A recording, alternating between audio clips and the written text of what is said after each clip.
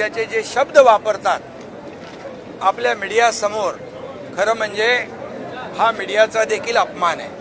किती वेळापासून काय काय बोलतायत तेही आपण पाहिलेलं आहे. याचा राग संजय पाटील यांच्या मनामध्ये आहे.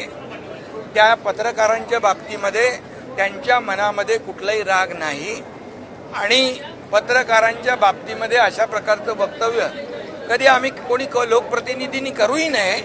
आणि त्यामुळे मी त्यांना सांगितलेलं आहे की आपल्याकडून काही शब्द गेले असतील पत्रकारांच्या अपमानजनक तर आपण पत्रकारांशी बोलून दिलगिरी व्यक्त करू.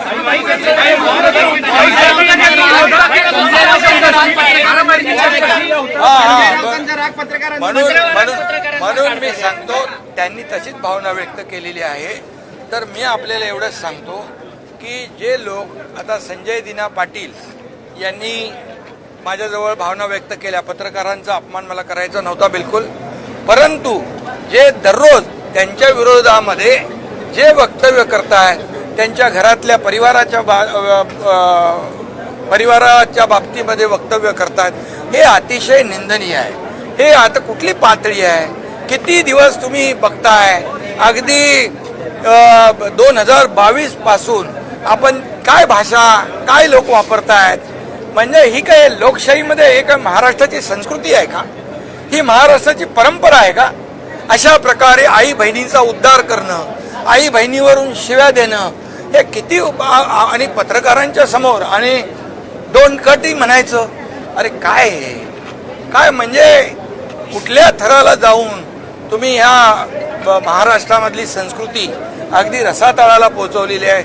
याचा राग संजय पाटील यांच्या मनामध्ये आहे.